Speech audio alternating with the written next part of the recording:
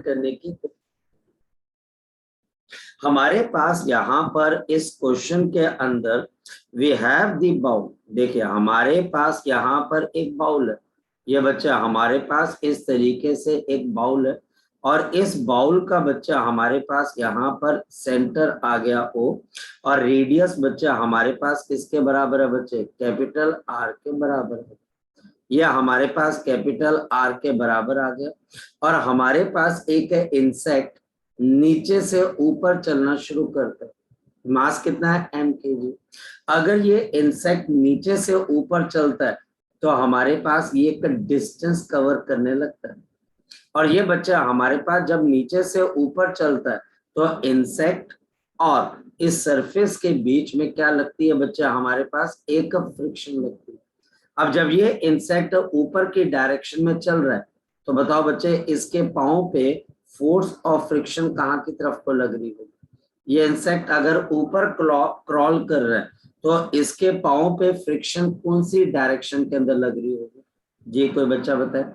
इसका wait mg आपके पास नीचे लग रहा है।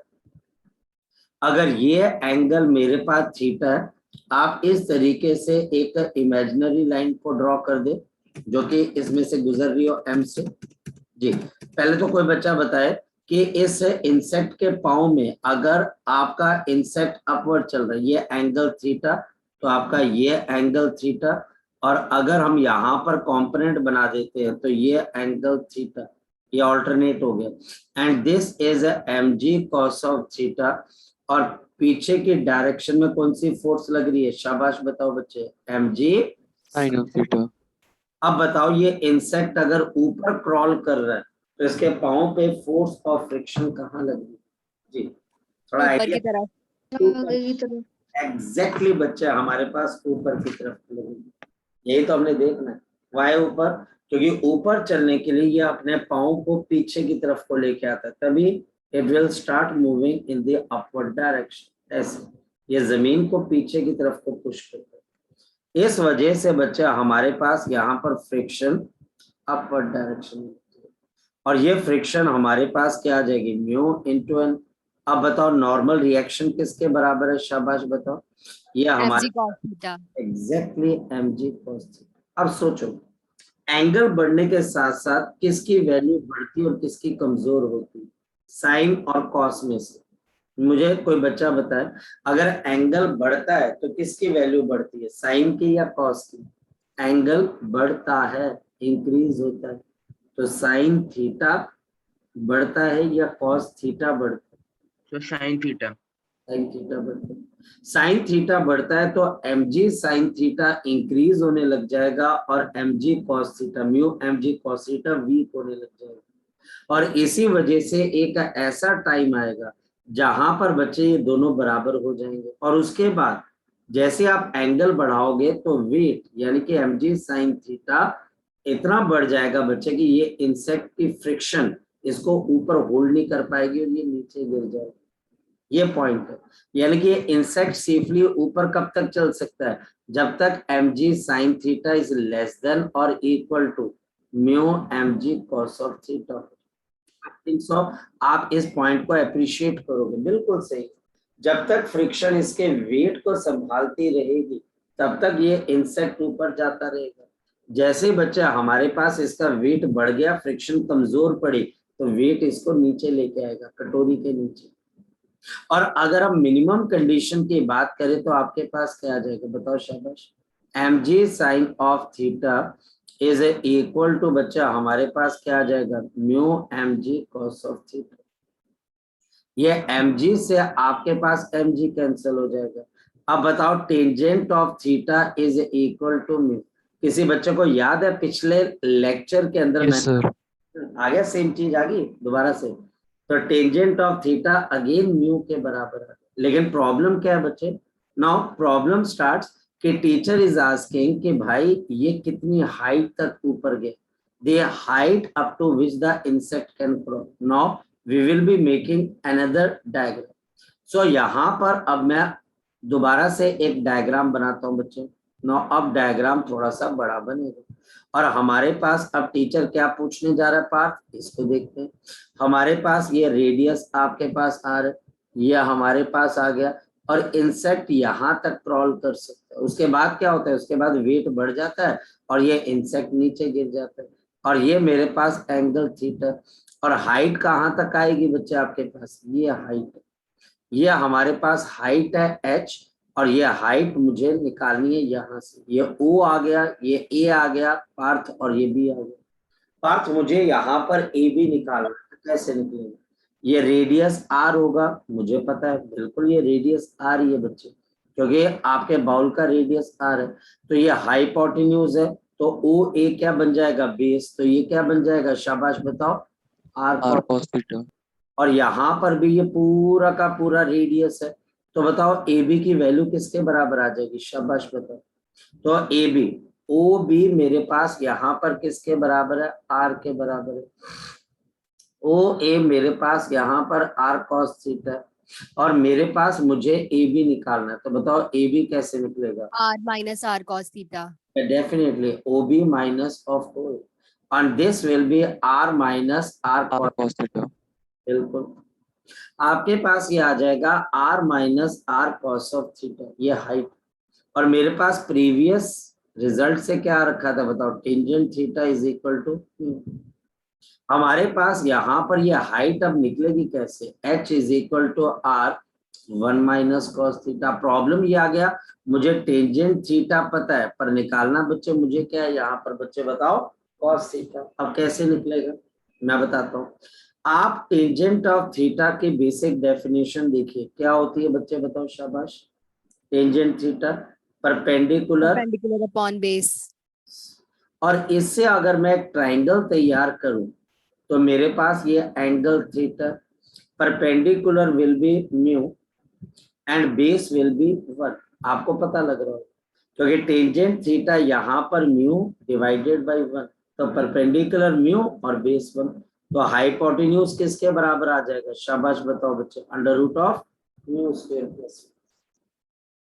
अब ये बच्चे हमारे पास अंडर रूट ऑफ क्या आ जाएगा, mu square plus 1।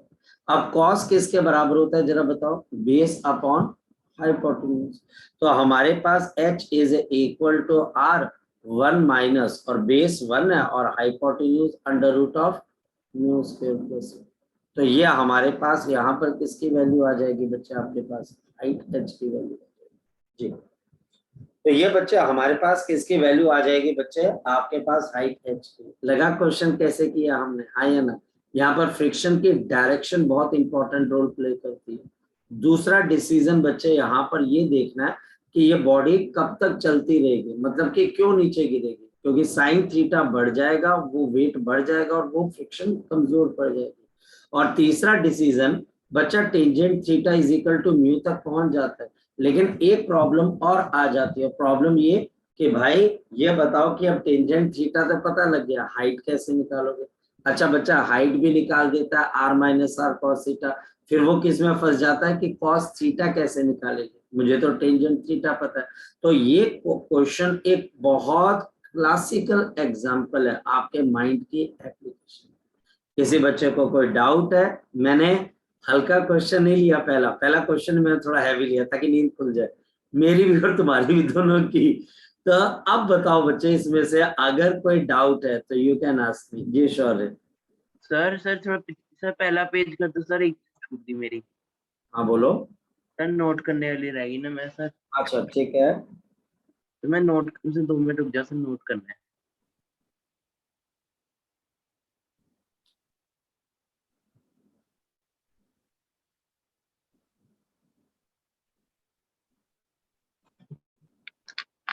Excuse me sir. बोलो। सर हमने उसमें mg sin theta is less than equal to u mg cos theta, इसका मतलब बता दो सर दोबारा। इसका मतलब ये है बच्चे, एक इंसेक्ट सेफली कब तक ऊपर जा सकता है, सेफली क्लाइंब अपवर्ड। आपके पास ये सेफली कब कैसे ऊपर जा सकता है, जब इसका वेट, फ्रिक्शन इसको ऊपर लेके जा रही है ना, फ्रिक्शन ही तो इसको ऊपर लेके जाएगी। और ये कब तक ऊपर जाता रहेगा, जब तक इसके ऊपर लगने वाला, नीचे लगने वाला वेट और ऊपर लगने वाली बच्चे mu M G cos theta में से कौन कमजोर होगा, वेट कमजोर होगा, फ्रिक्शन स्ट्रांग होगी, तभी तो ये ऊपर जाएगा। लेकिन ऊपर जाते जाते क्या चीज चेंज हो रही है बच्चे, ये एंगल थीटा चेंज हो रहा है, और इस एंगल थीटा के चेंज होने से वेट स्ट्रांग होता जा रहा है और फ्रिक्शन कमजोर होती जा रही है। तो एक कंडीशन है कि धीरे धीरे ये ऊपर जाता रहेगा, लेकिन कब तक ऊपर जाता रहेगा, जब तक ये mg sin थीटा और म्यू mg cos थीटा में mg sin theta is less than और इक्वल टू फ्रिक्शन। क्योंकि अगर वेट आपके पास फ्रिक्शन से कम है या फिर उसके बराबर है, तो इंसेक्ट पे लगने वाली फ्रिक्शन इसको ऊपर खींच के लेके चले जाए, ऐसी कोई प्रॉब्लम। तो ये बताना चाहिए, ठीक है बेटा। Okay sir. सर पेज आप नेक्स्ट कर दीजिए सर, नेक्स्ट वाला भी नोट कर लेता हूँ। जल्दी कर बच्चे, जल्दी कर, क्योंकि हम उतने कम क्वेश्चंस कर पाएंगे जितने आप यहाँ पर वो कर पाओगे।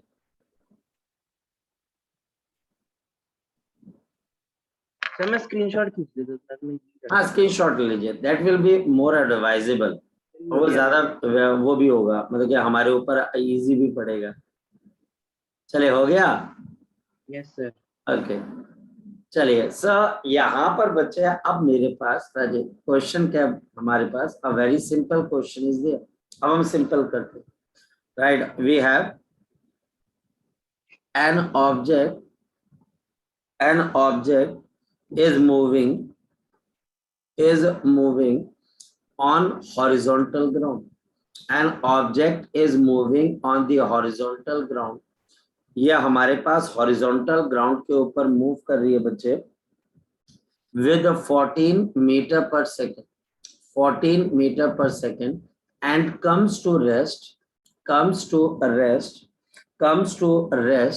और ये रेस्ट की तरफ आ जाती है बच्चे in 20 मीटर डिस्टेंस। ये 20 मीटर के डिस्टेंस पे रेस्ट पे आ जाती है। Calculate coefficient of the friction, calculate the coefficient of the friction, calculate the coefficient of the friction। Answer, solution. अगर हमारे पास कोई का ऑब्जेक्ट है बच्चे, and it is moving with 14 metre per second, and this object comes to at rest, ये object आपके पास रेस्ट के ऊपर आ जाती है, और ये हमारे पास मान लो m kg है और m kg है, और ये रेस्ट के ऊपर आ जाती है after covering the distance of how much, कितना बच्चा हमारे पास, बताओ शाबाश, 20 मीटर। ये 20 मीटर का डिस्टेंस कवर करके बच्चा हमारे पास रुक जाती है, स्टॉप हो जाती है। हमारे पास ऊपर क्या लग रहा है, शाबाश बताओ, नॉर्मल रिएक्शन। नीचे हमारे पास क्या लग रहा है बच्चा, आपके पास mg। तो डेफिनेटली फ्रिक्शन इसकी मोशन को सपोर्ट कर रही है कि अपोज कर रही है, अपोज कर रही है। जो इस सिस्टम पे फ्रिक्शनल फोर्स लग रही है वो इसकी वेलोसिटी को जीरो कर देगी, और यहाँ पर फ्रिक्शनल फोर्स क्यों मैंने पीछे बनाई, क्योंकि बॉडी आगे जा रही है, म्यू एन। यहाँ पर हम इक्वेशन क्या लिखेंगे, v square minus u square is equal to 2a into s। मेरे पास फाइनल वेलोसिटी 0 का स्क्वायर है माइनस u का square is equal to 2 into a. आपके पास एक्सेलरेशन क्या आ जाएगी, फोर्स अपॉन मास, डिस्टेंस है 20 मीटर। वी हैव 0 का स्क्वायर माइनस ऑफ आपके पास 14 का square is equal to 2। Frictional force ये हमें अपोज कर रही है, रिटार्डिंग फोर्स है, mu into N with negative sign क्योंकि अपोज कर रही है, divided by mass m into 20 आ जाएगा, माइनस ऑफ 14 का square minus of 2 into mu, मुझे निकालना है n किसके बराबर है, आपके पास n किसके बराबर है, mg। तो mu mg upon m into आपके पास कितना आ जाएगा, 20, ये कैंसिल हो जाएगा, नेगेटिव से नेगेटिव भी। तो 14 into 14 is equal to 2 into g की वैल्यू 9.8 लेके देख लेते हैं, मुझे लगता है फायदा होगा, क्योंकि 14 और यहाँ 49 आ सकता है, मल्टीप्लाइड बाई हमारे पास कितना आ जाएगा, 20। ये पॉइंट से ये 0 चला गया, 4 आ गया, 2 इंटू 7 एंड 2 इंटू हमारे पास 7, तो ये कितना आ गया, 49 इज इक्वल टू, यहाँ पर म्यू भी आएगा, 49 is equal to 98 into mu, तो mu is equal to 49 upon 98, तो आंसर कितने के बराबर आ जाएगा? हाफ के बराबर। यह आंसर हमारे पास किसके बराबर है? हाफ। बड़ी सिंपल सी बात है भाई, बड़ी सिंपल सी। आपको ये अब जजमेंट लगानी पड़ेगी कि टीचर पूछना क्या चाह रहे, और मुझे ये पता है कि ये object comes to rest in 20 metre, so I will be applying v square minus u square is equal to 2s. Why not v is equal to u plus at? Time is not given. And why we are using the force upon mass instead of the acceleration? That is the part of the question. Some force may be acting on this body. Some friction force is acting on this body, which is retarding the motion of this body, and body eventually comes to at rest. This frictional force is given by mu into n, because body is traveling on the horizontal ground. So that's why n will be equal to mg. So this is the only retarding force acting on this body, only retarding force. There is no force which is pursuing the motion of this body, only opposing force is there. So motion will be retarded and the body will come to an halt after covering the distance of 20 meters. So I just put down the my value. मैंने इसके अंदर अपनी values को डाला और आपका question का answer आ गया। ठीक है, तो ये हमारे पास इस तरीके से क्वेश्चन का क्या आ जाता है बच्चे? आंसर आ जाता है जी। अब बताएं बच्चे इसके अंदर से। ठीक है, मैं आगे चलूं शौर्य? Yes sir. ओके, चलिए आकाश, चलो फिर नितिका आगे की तरफ को चलते हैं। ठीक है, चलिए। सो अब बच्चे हम आगे की तरफ को चलते हैं। क्वेश्चन अब हम करना शुरू करेंगे और इवेंचुअली बच्चे अब हमारी माइंड जो है बच्चे बड़े ढंग से काम करना चाहिए। जैसे कि अब मेरे पास दोबारा से यहाँ पर एक प्रॉब्लम आती है, यू विल से सर ये प्रॉब्लम तो हमने न्यूटन लॉ ऑफ मोशन में भी की थी, और अब इन दोनों प्रॉब्लम्स के अंदर फर्क क्या है, तो मैं आपको फर्क भी समझाऊंगा। ये देखिए, सो हमारे पास यहाँ पर क्या बच्चे, वी हैव अ पुली। हमारे पास यहाँ पर बच्चे एक पुली आ जाती है इस तरीके से, और यहाँ पर दो मासेस को प्लेस किया गया, एक मास इसके ऊपर और एक मास बच्चे जिसको ग्राउंड के ऊपर हमने रख दिया। नेक्स्ट, यहाँ से हमारे पास इस तरफ को आ गया, और बच्चा हमारे पास एक यहाँ की तरफ को आ गया, एक बच्चा हमारे पास यहाँ पर आ गया, एक आपके पास यहाँ पर आ गया। अब देखते हैं, यह हमारे पास यहाँ पर आ गया, और इस पर्टिकुलर सिचुएशन के अंदर ये देखते हैं ऐसे, ये हमारे पास ऐसे है, यह मास मेरे पास आ गया 4 kg का। यहाँ पर coefficient of the kinetic friction is 0. आपके पास यहाँ पर 3 के बराबर, 0.3 के बराबर, और हमारे पास यहाँ पर जो ऑब्जेक्ट है वो मेरे पास है 5 kg की। अब टीचर बोलता है अब ये फ्रिक्शनलेस नहीं है, पहले न्यूटन लॉ ऑफ मोशन के अंदर ये फ्रिक्शनलेस होता था, अब इसमें फ्रिक्शन आ गई, और फ्रिक्शन को कैलकुलेट करने का तरीका क्या है? नॉर्मल रिएक्शन ढूंढना। यहाँ पर नॉर्मल रिएक्शन हॉरिजॉन्टल पॉइंट पर किसके बराबर है? 4g। 4g का मतलब 40 न्यूटन, और 40 न्यूटन के हिसाब से फोर्स ऑफ फ्रिक्शन आपके पास बैक लगेगी, और ये फोर्स ऑफ फ्रिक्शन किसके बराबर है? म्यू के इंटू एन, और 0.3 इंटू 40, 0.3 इंटू 40 आपके पास कितने के बराबर आ जाएगा? शाबाश बोलो बच्चे। This will be equal to 12 newton. 12 Newton is opposing the motion of this body. Now this is the tension T. ये हमारे पास टेंशन T है, ये हमारे पास टेंशन T है, और ये टेंशन T, और नीचे की तरफ हमारे पास कौन सी फोर्स लग जाएगी? शाबाश बताओ बच्चे। 50 न्यूटन। एग्जैक्टली, ये बच्चा हमारे पास यहाँ पर 50 न्यूटन। अब आपको डिसाइड करना विच इज ग्रेटर, 50 न्यूटन और द 12 न्यूटन। पिछली बार तक क्या था बच्चे? फ्रिक्शन नहीं थी सीन में, अब फ्रिक्शन भी आ गई, वो कैलकुलेट मुझे करनी पड़ेगी। अब 50 न्यूटन इज ग्रेटर और the 12 Newton is greater, of course 50 Newton. So therefore the acceleration of the system will be 50 minus 12 upon 50 minus 12 upon total mass of the system 4 plus of 5 9 आ जाएगा। 50 minus of 12 तो बताओ कितने के बराबर आ जाएगा बच्चे हमारे पास? 38 upon 9। बोलो, हाँ बोलो बच्चे, बोलो शौर्य। 4 पॉइंट, तो आपके पास 2 बच जाएगा। 4.2 मीटर पर सेकंड स्क्वायर की एक्सेलरेशन। अभी आपने मुझे बुलाया? हाँ बोलो। हाँ मैंने बोला कि आप कुछ डाउट पूछ रहे थे शायद से। नो सर, मैंने पूछा। अच्छा कोई बात नहीं, नो इशू, नो इशू। अरे कोई बात हाइट नहीं, भी कोई नहीं, अरे यार कोई नहीं। ऐसा चलो। अब बच्चा हमारे पास इसका फ्री बॉडी डायग्राम देख के बताओ, टेंशन निकालने के लिए किसका बच्चे 5 kg का। जरा 5 kg के फ्री बॉडी डायग्राम को बताइए।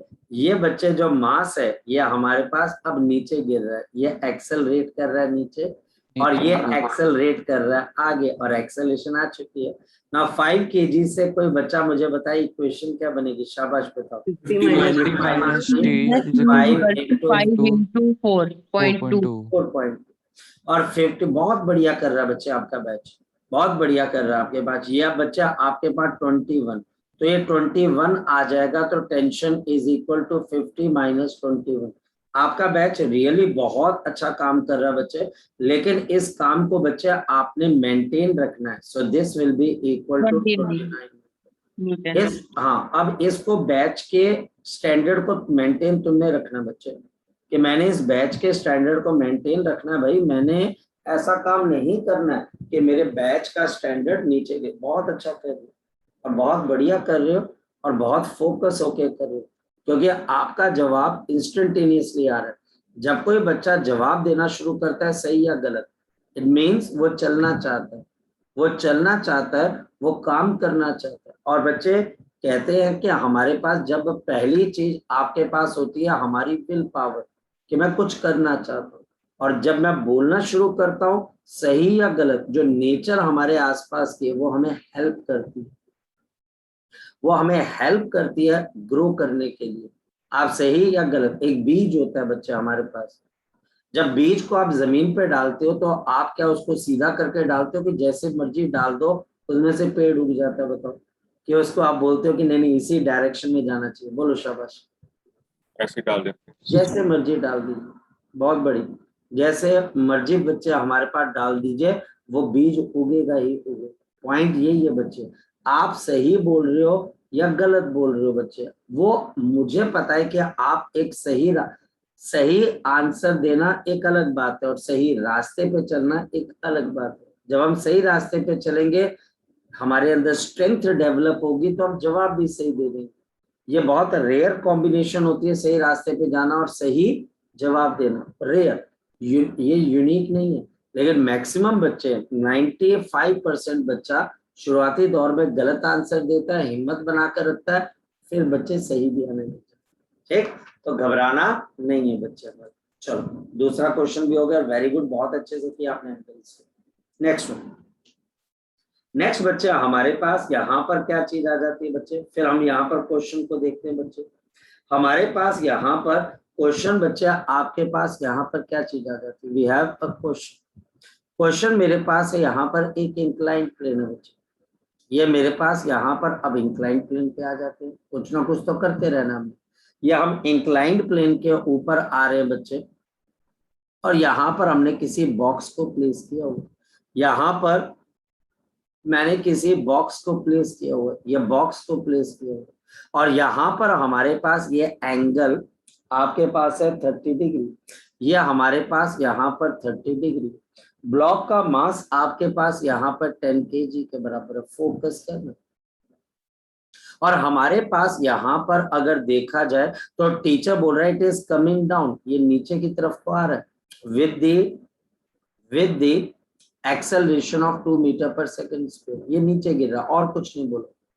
What is the kinetic friction acting on the body? What is the kinetic friction acting on the body? तो कैसे निकालोगे? Kinetic friction इस बॉडी पे कितनी लग रही है? इस बॉडी की मोशन को कौन कंट्रोल कर रहा है बच्चे, बताओ जरा।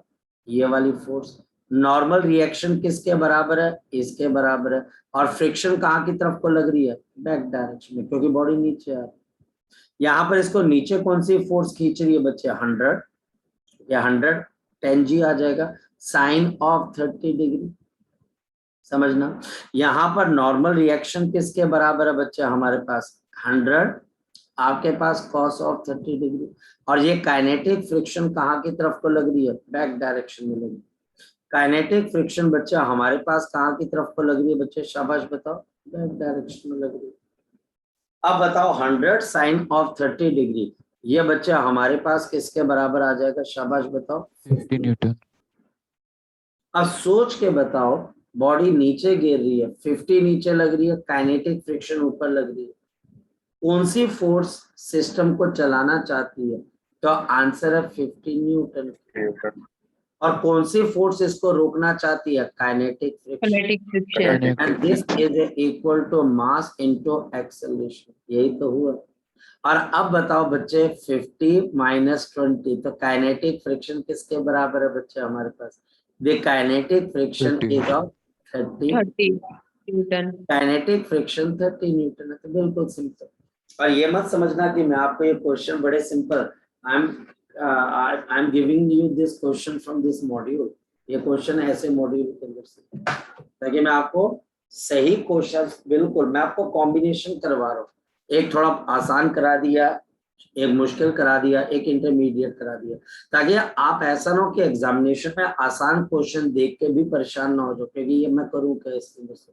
और बेटा देखिए, क्वेश्चन की कोई लिमिट नहीं है बच्चे, +1 +2, 3 से 4 बुक्स एक बच्चा करता ही करता है आपके पास, जो भी उसमें मैक्सिमम क्वेश्चंस अगर आप देखने जाएं तो बेटा कितने क्वेश्चंस हो जाते हैं जो आप करते रहते हो और आपको लगता है क्वेश्चन का कभी एंड ही नहीं आ पाएगा।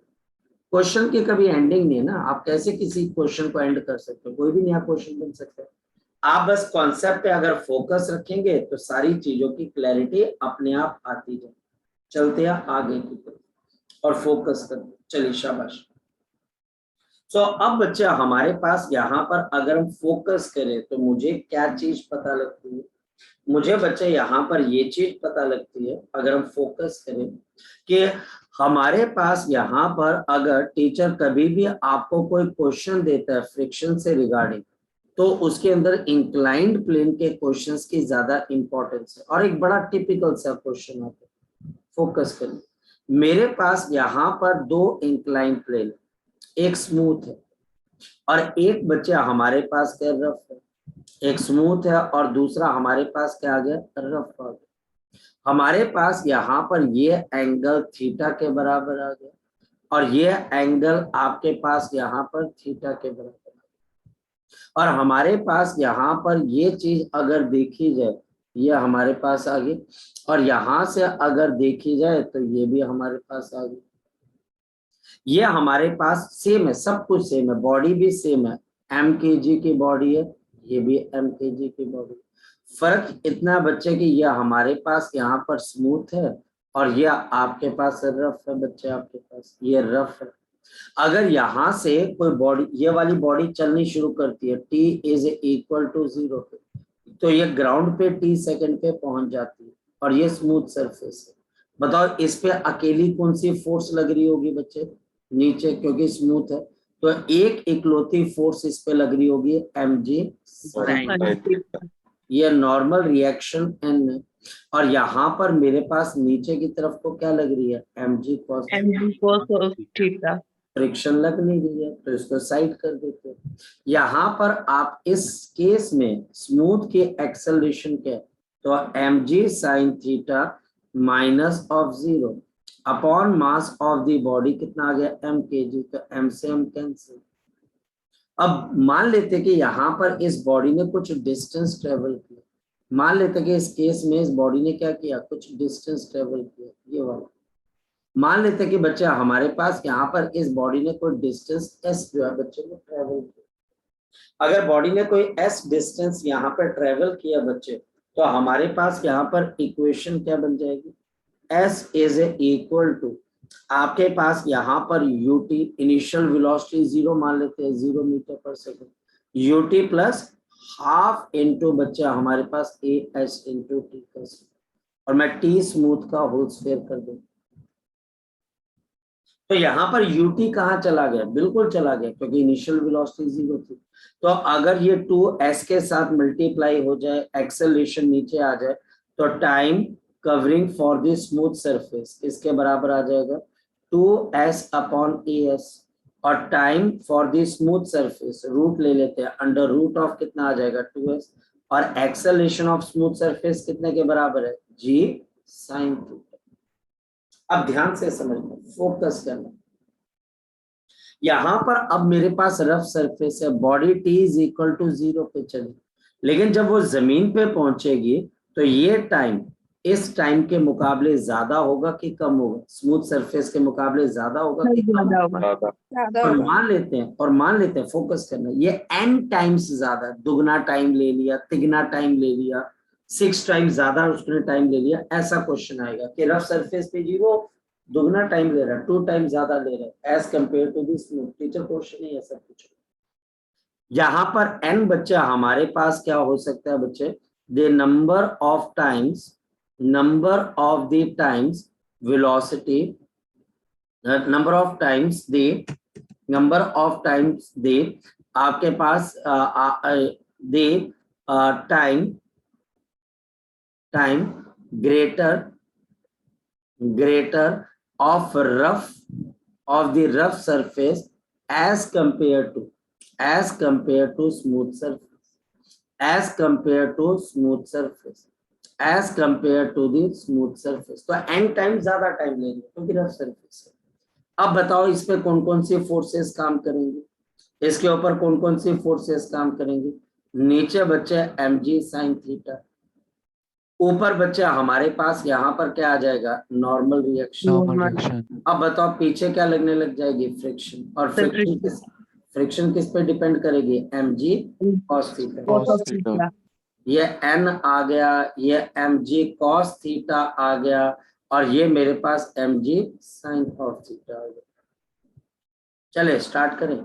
यहाँ पर acceleration of the rough surface किसके बराबर है, तो आंसर आ जाएगा mg sin theta minus of mu mg cos of theta. अब ये तो पता होना चाहिए, क्योंकि फ्रिक्शन किसके बराबर है, mu mg cos of theta के बराबर, और डिवाइडेड बाय मास मेरे पास किसके बराबर है, तो एक्सेलरेशन ऑफ रफ कितने के बराबर आ गई, g sin theta minus of mu g cos of theta. तो क्या आपके पास m हर जगह से क्या हो जाएगा, कैंसिल हो जाएगा। अब चलते हैं आगे नेक्स्ट, इसका मतलब क्या होगा, हमारे पास टाइम ऑफ स्मूथ कितने के बराबर है, under root of 2s upon नीचे हमारे पास कितने के बराबर है, g sin theta. Rough surface की एक्सेलरेशन है g, और अंदर क्या आ जाएगा sin theta minus of mu cos of theta, और यहाँ पर डिस्टेंस दोनों ने सेम कवर किया, s is equal to half. अब एक्सेलरेशन ये r हो जाएगी और टाइम रफ का हो जाएगा ts, और हमारे पास 2s upon acceleration of rough नीचे आ जाएगा, ये 2 यहाँ मल्टीप्लाई हो जाएगा, एक्सेलरेशन नीचे आ जाएगा, और ये आ जाएगा g into sine theta minus of mu into cos of theta. देखते चलना बच्चे, और ये मेरे पास अंडर रूट ले लेंगे तो किसके बराबर आ जाएगा, time of the rough. Time of smooth इतना है, टाइम ऑफ रफ इतना है बच्चे, दोनों में फर्क कितना है कि यहाँ पर g sin theta minus mu cos theta, यहाँ पर अकेला g sin थीटा। अब हमारे पास गिवन कंडीशन क्या है, रफ के का जो टाइम है वो n टाइम्स ऑफ क्या बच्चे, स्मूथ का। वैल्यू डाल देते हैं, अगर वैल्यू डाल देंगे तो अंडर रूट ऑफ कितना आ जाएगा 2s अपॉन g, और यहाँ पर मेरे पास क्या आ जाएगा sign theta minus mu cos of theta, और सामने की तरफ मेरे पास क्या आ जाएगा बताओ, under root of 2s upon g into आपके पास क्या आ जाएगा साइन थीटा। अब बताओ कि इन दोनों के साइड्स को हमको क्या करना पड़ेगा, स्क्वायर, या फिर स्क्वायर ना भी करो तो ये देखो डायरेक्टली कैंसिल हो रहा है, ये भी कैंसिल हो रहा है। तो नेक्स्ट स्टेप के अंदर कितना आ जाएगा, अगर मैं स्क्वायर भी कर देता हूँ साथ साथ में, स्क्वेयरिंग बोथ साइड, तो बताओ क्या चीज आ जाएगी, हमारे पास 1 upon sine theta minus mu cos theta, और सामने यहाँ पर कितना आएगा 1 अपॉन मेरे पास क्या आ जाएगा साइन थीटा। 1 अपॉन बच्चा हमारे पास यहाँ पर क्या आ जाएगा साइन थीटा। चीजों को रीअरेंज करते हैं, अगर मैं रीअरेंज करूं यहां से तो अब मेरे पास क्या आएगा क्रॉस मल्टीप्लाई, यानी कि साइन थीटा आपके पास यहाँ पर आपके पास कितने के बराबर आ जाएगा, we can write down sine theta is equal to, I think so कहीं पर मैंने कोई गलती कर दी है, एक मिनट, टाइम एन, हाँ ठीक है, गलती कर दी ना, आपने भी नहीं देखा, ये एन है, तो ये बच्चे एन यहाँ पर आना चाहिए था, एन यहाँ पर आना चाहिए था, एन, ये वाला एन मिस कर गया था, मैंने दोनों टाइम को इक्वल कर दिया था, जबकि एन भी आ जाएगा। और क्रॉस मल्टीप्लाई करने के बाद sine theta is equal to n into sine theta minus of mu cos theta, और मेरे पास यहाँ पर कितना आ जाएगा, मेरे पास अब यहाँ पर कितना आएगा, sine theta is equal to n sin theta minus of n mu into cos of theta, n into mu cos of theta. Next one, next step के अंदर हमारे पास क्या आ गया, sin theta is equal to n sin theta minus of n into mu cos of theta. मैं चीजों को रीअरेंज कर लेता हूँ, मैं cos थीटा से डिवाइड कर देता हूँ, अगर मैं इसको cos थीटा से डिवाइड करूं तो tangent of theta is equal to, मेरे पास यहाँ पर कितना आ जाएगा, n tangent of theta minus of, मेरे पास यहाँ पर n इंटू आपके पास म्यू, डिवाइड कर देते हैं दोनों साइड्स को बच्चे cos थीटा से। अब मेरे पास बताओ कि यहाँ पर n म्यू किसके बराबर आ जाएगा, शाबाश बताओ, n tangent of theta minus of tangent theta, यहाँ पर म्यू की वैल्यू किसके बराबर आ जाएगी, आपके पास यहाँ पर टेंजेंट ऑफ थीटा कॉमन आ जाएगा, n माइनस 1 अपॉन n, तो मेरे पास म्यू की वैल्यू कितने के बराबर आ गई, टेंजेंट ऑफ थीटा 1 माइनस 1/, तो ये हमारे पास एक बड़ा फेमस क्वेश्चन तैयार है। और देख लो ये बच्चे 3 पेजेस का क्वेश्चन, और अगर ये मान लिया जाए कि आपको कंपटीशन के अंदर आ जाता है तो फिर क्या करोगे, एमसीक्यू में 3 पेजों में सॉल्व करोगे, नहीं ना, आप पहले क्वेश्चन अंडरस्टैंड करोगे कि सर ने ये करवा रखा है, और उसके बाद बच्चे आप इस क्वेश्चन को 2 मिनट के अंदर सॉल्व, क्वेश्चन के मैं बताता हूँ, क्वेश्चन है बच्चे हमारे पास, if a body is moving on two inclined plane, on the two inclined identical plane with the inclination 45 degree, with angle of inclination 45 degree, यानी कि ये दोनों प्लेन्स मेरे पास एक जैसे, लेंथ एक जैसी, हाइट एक जैसी, और एंगल तो है ही एक जैसे, और एंगल बच्चे हमारे पास कितने के बराबर है बच्चे, आपके पास 45 डिग्री, बट लेकिन बच्चे वन इज स्मूथ, यहाँ पर एक बच्चे हमारे पास यहाँ पर स्मूथ है, and the other is rough, और जो दूसरा बच्चे वो हमारे पास यहाँ पर किसके बराबर है, रफ के बराबर, एक स्मूथ है और एक बच्चे हमारे पास यहाँ पे रफ है, एंड द बॉडी टेक्स, और बच्चा हमारे पास यहाँ पर जो body, and the body takes 3 times more time on the rough inclined plane, on the बच्चा हमारे पास यहाँ पर क्या है, rough inclined plane, on the rough inclined plane, आप रफ इंक्लाइंड प्लेन पे 3 गुना ज्यादा टाइम लग रहा है, calculate coefficient of the friction, calculate coefficient of the friction, लग गया पता बच्चे, लग गया पता आपके पास? Yes, अब आपके क्वेश्चन का आंसर आपके सामने, यहाँ पर अगर टीचर डायग्राम ना भी दे, क्योंकि मैक्सिमम बच्चे डायग्राम में फंस जाएंगे या उनको समझ ही नहीं आएगा करना कैसे, जब भी इस तरीके का क्वेश्चन आए, 2 प्लेन्स हो, एक रफ एक स्मूथ, दोनों का एंगल गिवन हो, और दोनों में से टीचर एक इंफॉर्मेशन देके, इसमें से जो बॉडी है वो हमारे पास रफ के ऊपर ज्यादा टाइम ले रही है, और बच्चे आपके पास जो स्मूथ है उसके ऊपर आपके पास कम टाइम ले, तो कोएफिशिएंट ऑफ फ्रिक्शन बताना, कौन बच्चा बताएगा, इसका आंसर क्या आ जाएगा, mu is equal to tangent of 45 degree, and 1 minus कितने टाइम ज्यादा, 1 माइनस 1/3, और टेंजेंट 45 1 है, 1 माइनस 1/3, कितना आंसर आ जाएगा बच्चे हमारे पास, ये आंसर बस 2/3.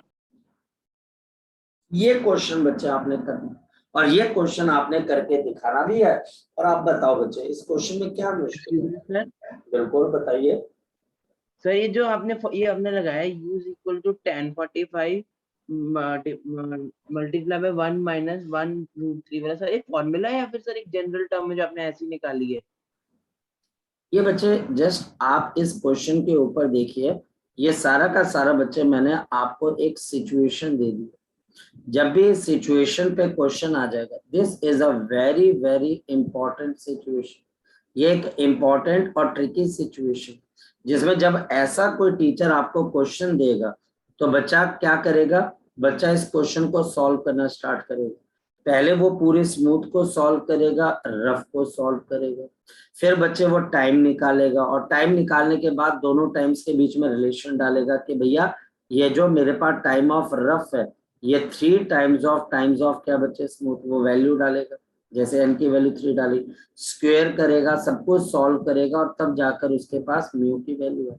या फिर आपको टीचर कभी भी ऐसा क्वेश्चन देता है, शौर्य 2 इंक्लाइंड प्लेन है, एक रफ एक स्मूथ, और इन दोनों इंक्लाइंड प्लेन के अंदर से बॉडी नीचे गिरी है जैसी सेम मास की, लेकिन एक केस में बॉडी कम टाइम ले रही है और एक में ज्यादा, और कम टाइम और ज्यादा टाइम के बीच में एक रिलेशन है। जैसे यहाँ पर क्या है बच्चे, हमारे पास जो टाइम है बच्चे वो हमारे पास 3 गुना बढ़ गया, रफ के ऊपर टाइम बढ़ गया कि कम हो जाता है? बढ़ जाएगा, इट बिकम्स 3 टाइम्स।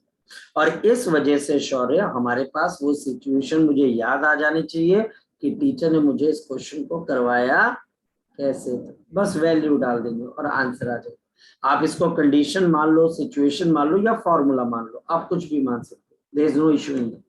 ठीक है लेकिन सर गौरव? ऐसा तो नहीं होगा कि सर बोलते कि प्रूव दिस, प्रूव करने का तो नहीं आएगा ना सर? देख बच्चे, अब मेरा काम है बच्चे क्वेश्चंस को करवाना और कॉन्सेप्ट को बताना, ठीक है? क्योंकि मैं कभी भी कोई बच्चा मेरे पास अगर इंपॉर्टेंट भी टिक करवाने के लिए आता है, मैं इंपॉर्टेंट टिक नहीं करता हूँ उसको, ठीक है? अब वो प्रूव करने के लिए आएगा या नहीं आएगा बच्चे, हो सकता है कि आपका स्कूल का टीचर बोले कर लेते हैं, वैसे चांसेस मोर देन बच्चा आपके पास 5% नहीं हो सकते, उससे भी कम ही होंगे, क्योंकि इतना बड़ा क्वेश्चन कौन टीचर बच्चे पूछे, ठीक है? जब से हमने अपना क्वेश्चन पेपर देखा है ना उसमें एक दो क्वेश्चन ट्राइब के भी आए हुए हैं। हाँ यार, अब क्या बेटा, देखो आप क्या कर सकते हैं बच्चे, तभी मैं बोलता हूँ यार 5% तो है ना चांसेस, क्योंकि +1 +2 के अंदर टीचर भी थोड़ा सा इगोइस्टिक होता है कि भाई बच्चा उसको रिकॉग्नाइज करे कि ये सर को भी कुछ आता है, मगर ऐसा ना हो कि ये जो स्कूल में टीचर पढ़ा रहा है इसको कुछ नहीं आता है, तो वो थोड़ा सी एक ईगो भी होती है, एक उसमें एटीट्यूड होता है कि हाँ यार मैं भी ऐसा क्वेश्चन डालूं जो बच्चा ना कर पाए, या बच्चा वो उसके पास तो बहुत सारे जरिए हैं। आजकल तो आप गूगल के अंदर एक टर्म बच्चे लिख दीजिए, the toughest question of the physics on friction, तो वो क्वेश्चन आ जाएगा, टीचर आपको वो भी डाल सकता है, बोलेगा मैंने तो फ्रिक्शन का डाला, तो श्योर दिस हैपेंस, नथिंग। आप बस उस प्रोसीजर को समझ लीजिए। अगर आपका कॉन्सेप्ट क्लियर है तो I don't think so sure है आपको इस बात की टेंशन होगी कि मैं डिराइव नहीं कर पाऊंगा, ठीक है? और अगर कॉन्सेप्ट क्लियर है, ये फॉर्मूला याद है, तो भी कोई प्रॉब्लम नहीं होनी चाहिए, ठीक है? तो शौर्य इसमें घबराना नहीं, ठीक है शौर्य? Okay sir. अब करना तो पड़ेगा यार, अब करना पड़ेगा बच्चे, हमारे पास की कुएं के अंदर बच्चे अब पानी तो भर दिया गया, अब आपको आप ये बोलो कि सर हमारा टीचर हमें चम्मच देगा या गिलास देगा या बाल्टी देगा पानी निकालने के लिए, वो भैया उस टीचर पे डिपेंड करता है। तो टीचर के पास अगर ये होगा कि मैं उसको दिखाना चाहता हूँ कि देखो मैं भी बहुत ज्यादा अमीर हूँ, तो आपको बाल्टी देगा, और कई बार बोलेगा अच्छा ये बच्चा जो है ना थोड़ा सा इसको चम्मच दे के देखेंगे, चम्मच में से पानी निकाल सकता है, बहुत सारी चीजें होती है। घबराना नहीं, कॉन्सेप्ट और कॉन्सेप्ट है ना बच्चे। पहले तो शौर्य ये बता कि जो भी हमने काम किया इसमें से किसी भी एक स्टेप में आपको गड़बड़ लगी है तो आप बताएं। ये तो आपको प्रैक्टिस, मतलब ऐसा नहीं सोच सकते कि आज मैंने ये फ्रिक्शन भैया खत्म हो गया, सर ने बोल दिया सब हो गया खत्म, नहीं, ये चलती रहती है प्रैक्टिस, और आपके पास हमेशा चलने वाली प्रैक्टिस। चलिए बच्चा, हमारे पास यहाँ पर क्वेश्चन आ जाता है नेक्स्ट बच्चे। क्वेश्चन है बच्चा हमारे पास, we have a block of the mass m kg, of mass m kg is placed on the rough surface of the lift with coefficient of friction, with the coefficient of the friction, coefficient of the friction आपके पास में, if the lift is falling freely, if the lift is falling freely, अगर ये lift बच्चा हमारे पास freely fall कर रही and a force is applied, and a force is applied to move the block, to move the block, move the block, force of the friction, the force of the friction between block, between the block and the, between the block and the surface of the lift is, शाबाश बताओ बच्चे, surface of the lift is, शाबाश बताओ क्या हो जाएगी बच्चे, बताओ कोई बच्चा बताए मुझे। अगर एक ब्लॉक है जिसका मास m kg, इसको एक लिफ्ट के अंदर रख दिया गया है जिसके बच्चे कोएफिशिएंट ऑफ फ्रिक्शन न्यू है, और ये लिफ्ट बच्चे फ्रीली फॉल कर रही है हमारे पास, ये बच्चा हमारे पास फ्रीली फॉल कर रही है, और मैं एक फोर्स लगाता हूं इस सरफेस पे ताकि ये ग्राउंड के ऊपर चल सके, force of friction will be, the force of friction will be equal to 0। Now why this is 0, क्योंकि अगर कोई लिफ्ट फ्रीली फॉल करती, अगर कोई लिफ्ट बच्चे हमारे पास क्या करती है बच्चे, शाबाश बताओ, फ्रीली फॉल करती है, तो उसमें रखी हुई ऑब्जेक्ट्स का नॉर्मल रिएक्शन क्या हो जाता है, 0। जब नॉर्मल रिएक्शन 0 है बच्चे हमारे पास, जब हमारे पास अगर कोई कॉन्टैक्ट नहीं होता इसलिए एग्जैक्टली देखो यहाँ पर आपके पास जैसे हमारे लिए नॉर्मल रिएक्शन 0 का मतलब ही ये हो जाएगा बच्चे कि इसका मतलब है कि वहां पर हमारे पास किसी किस्म का कोई कांटेक्ट एस्टेब्लिश नहीं हो पाया, और इस वजह से यहाँ पर फोर्स ऑफ फ्रिक्शन भी नहीं है। टेक्निकल क्वेश्चन है, आई थिंक सो ये क्वेश्चन भी आपको बड़ी अच्छी अच्छी बुक्स के अंदर दिखाई देगा, मगर टीचर आपको ग्रिल करेगा हर तरीके से कि फ्रिक्शन के उसके आपके जो कॉन्सेप्ट्स हैं वो उसको क्लियर हो जाए कि इस बच्चे को सब कुछ है। स्टार्ट करते हैं बच्चे नेक्स्ट वन बच्चे हमारे पास यहाँ पर क्या चीज आ जाती है बच्चे, नेक्स्ट बच्चा हमारे पास यहाँ पर फिर एक क्वेश्चन आ जाता है। अब ये तो सिंपल सा क्वेश्चन था, और अब हम बच्चे यहाँ पर करते हैं रोप प्रॉब्लम। तो यहाँ पर बच्चा हमारे पास क्या आ जाती है, रोप प्रॉब्लम। हमारे पास इस रोप प्रॉब्लम के अंदर क्या आ जाता है, वी हैव अ टेबल।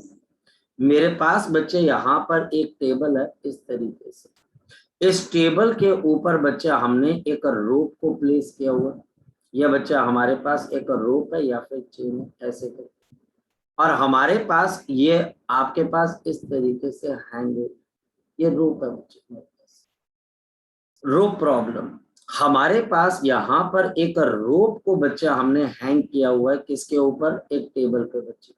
यहाँ पर कोएफिशिएंट ऑफ फ्रिक्शन म्यू के बराबर, कोएफिशिएंट ऑफ फ्रिक्शन आपके पास इस रोप की किसके बराबर है, म्यू के बराबर है, टेबल के टॉप के ऊपर, साइड पे नहीं, टेबल के टॉप के ऊपर।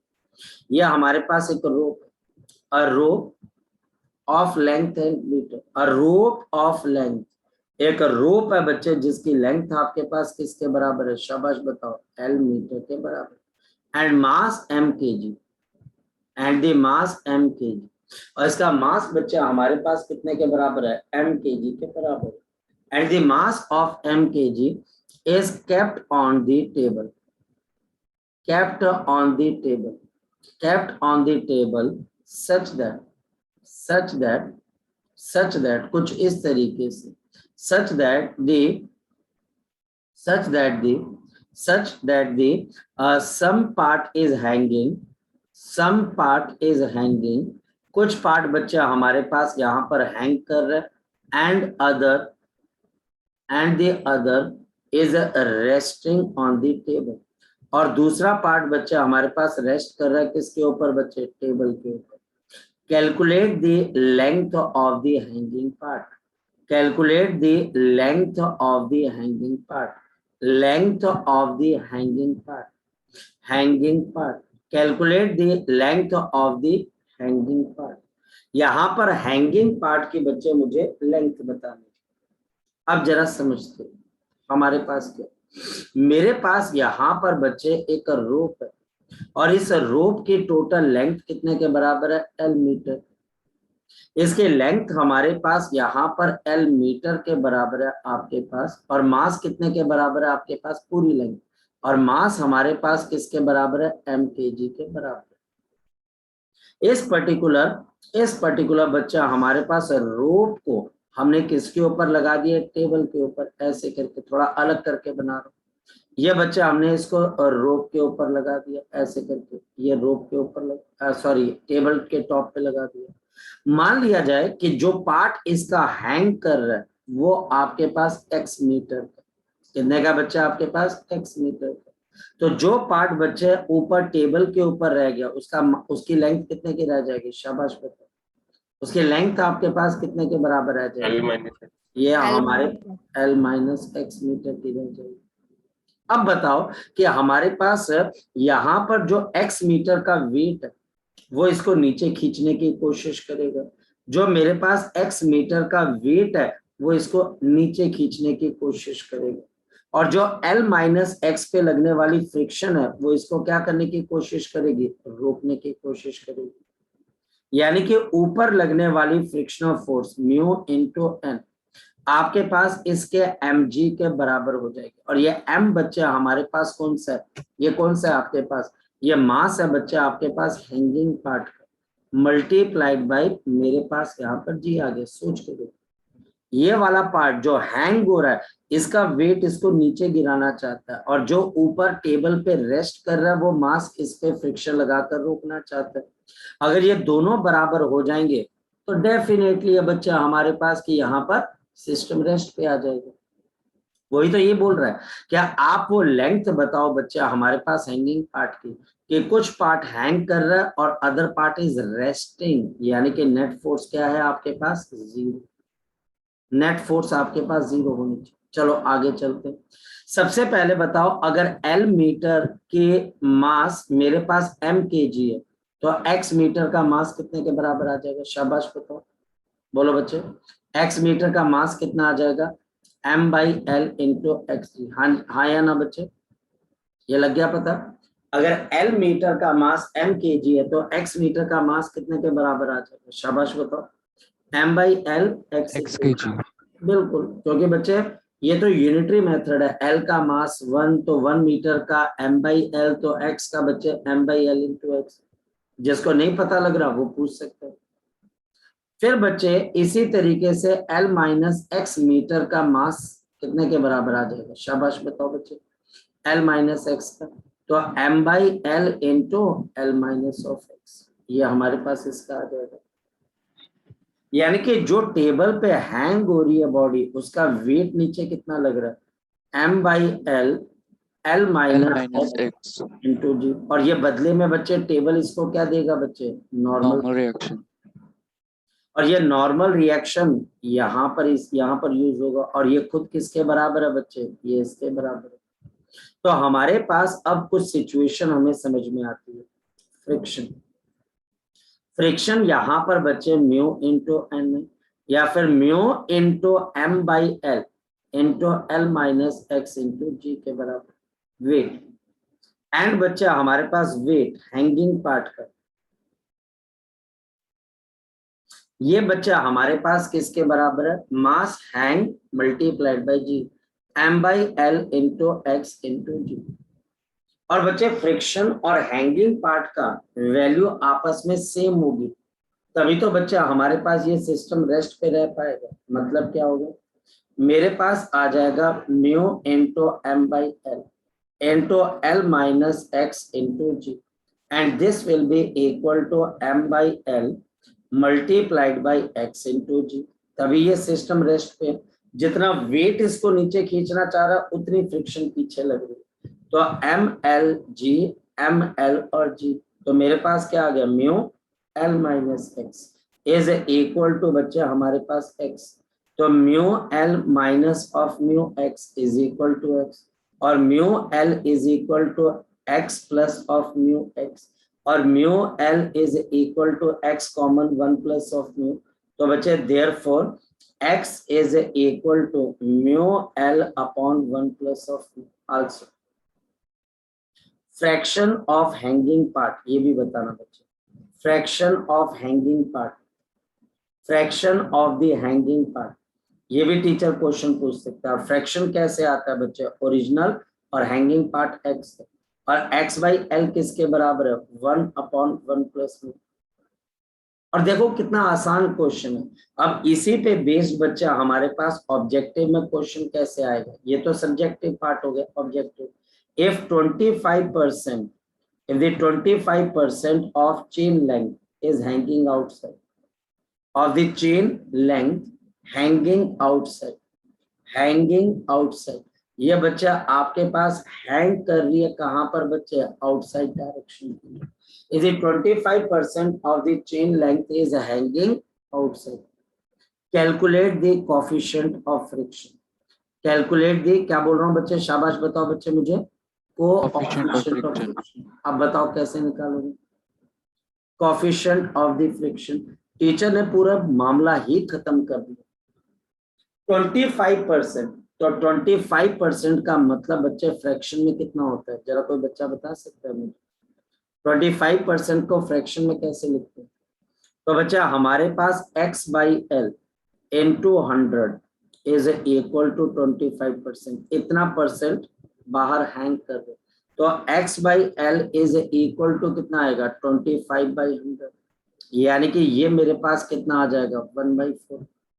और टीचर अब मुझे कोफिशिएंट ऑफ फ्रिक्शन पूछ रहा है, तो बाय द फॉर्मूला, कौन सा फॉर्मूला बच्चा हमारे पास, x by L is equal to mu upon 1 plus of mu, तो 1/4 is equal to mu divided by 1 plus mu, और 1 plus mu is equal to 4 mu, और 1 is equal to 4 mu minus of mu, तो 1 is equal to 3 mu, mu is equal to 1/3, और ये answer है।